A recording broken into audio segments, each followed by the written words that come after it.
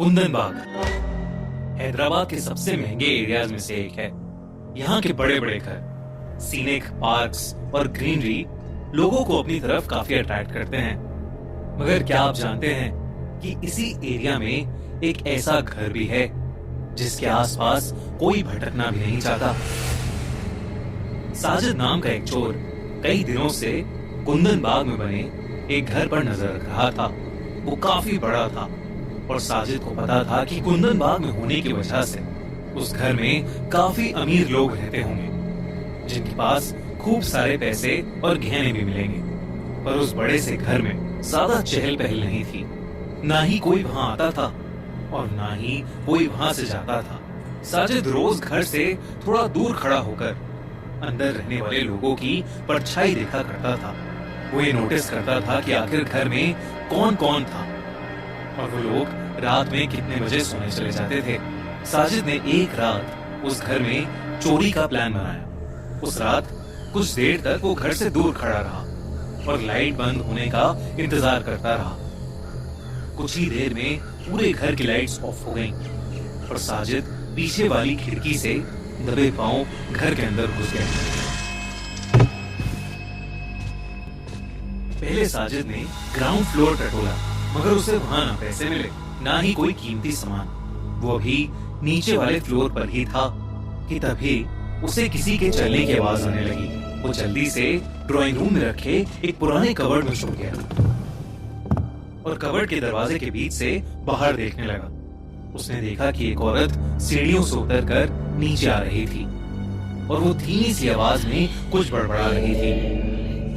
वो औरत नीचे उतरकर कुछ देर सीढ़ियों के पास ही खड़ी रही और घर के मेन डोर की तरफ देखती रही।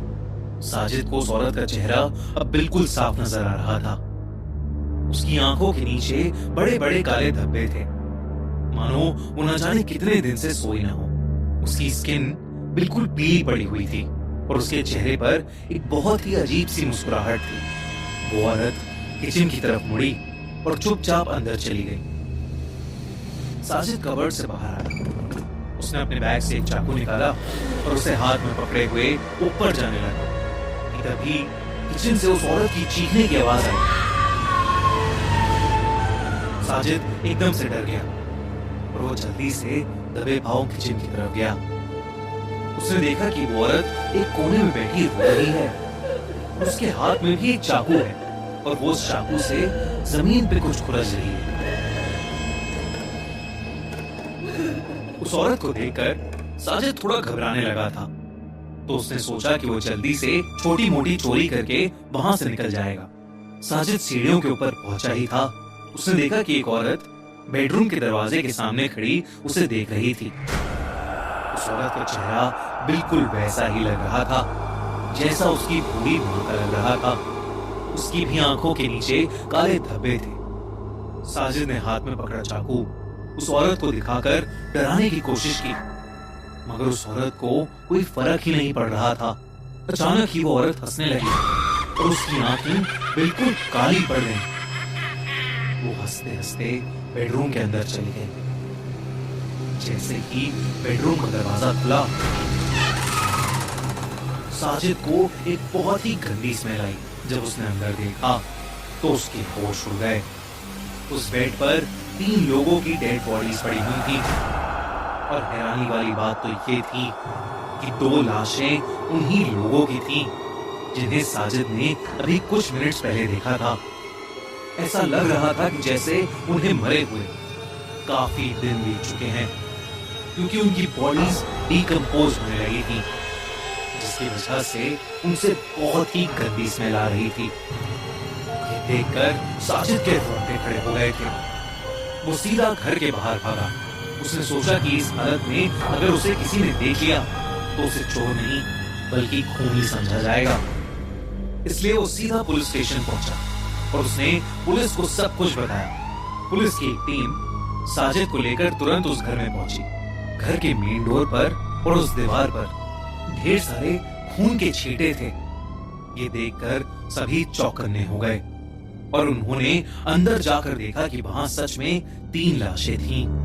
पुलिस ने उन लाशों को तुरंत फॉरेंसिक टीम के पास भेज दिया और उन्होंने यही मान लिया कि साजिद ने ही उन तीनों औरतों का मर्डर 4-5 दिन पहले किया होगा और मर्डर के इल्जाम से बचने के लिए उसने ये कहानी बनाई है। मगर कुछ ही दिनों में उन बॉडीज की फॉरेंसिक रिपोर्ट आ गई, जिसे देखकर पुलिस भी बहुत शॉक में पड़ गई। उन लोगों की मौत 4-5 दिन पहले नहीं बल्कि 6 महीने पहले हो गई थी। रिपोर्ट के मुताबिक उन लोगों ने जहर खाकर अपनी जान ली थी। इन्वेस्टिगेट करने पर पुलिस को बेडरूम के पास से एक फिनाइल की बोतल भी मिली। मगर सबसे ज्यादा डरावना एविडेंस था काला जादू करने का सामान। घर में ढेर सारा तंत्र मंत्र का सामान बरामद हुआ था। उस बेडरूम की सीलिंग पर एक बहुत अजीब सा पैटर्न बना हुआ था, जो कि खून से बनाया हुआ लग रहा था। जब पड़ोसियों तक ये खबर पहुंची तो सबका दिल बुरी तरह दहल उठा। कोई भी मानने को तैयार ही नहीं था कि वो लाश 6 महीने पुरानी थी, क्योंकि पड़ोसी तो उस घर में रहने वाली औरतों को लगभग रोज ही घर की बालकनी में घूमते देखा करते थे। यही बात बार बार साजिद भी पुलिस से कह रहा था। कुछ लोग तो ये भी कह रहे थे कि लोग रोज खाना खाने के बाद टहलने बाहर आते थे और कई लोगों ने इनके घर में लाइट्स ऑन ऑफ होते देखी हैं। ये सब सुनकर पुलिस हक्की बक्की रह गई। उन्होंने उस पड़ोसी से और डिटेल में इन्वेस्टिगेट किया तो उसने बताया कि उस घर में 3 लोग रहते थे, एक बूढ़ी माँ और उनकी 2 बेटियां। वो तीनों ही बेहद अजीब से थे और किसी से बात नहीं करते थे। उस घर के ओनर विश्वनाथ की डेथ के बाद उस घर में अजीब अजीब सी चीजें होने लगी थीं। पुलिस ने अपनी फाइनल स्टेटमेंट में यही रिकॉर्ड किया कि उन तीनों लोगों की मौत 6 महीने पहले ही हो चुकी थी और उन तीनों की मेंटल स्टेट ठीक नहीं थी, जबकि नेबर्स और साजिद की स्टेटमेंट्स बिल्कुल अलग थी।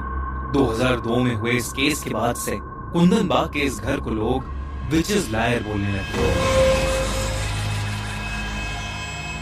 आज के समय में कई टूरिस्ट्स इस घर को देखने आते हैं और वो ये सोचने की कोशिश करते हैं कि आखिर इस घर में हुआ क्या होगा।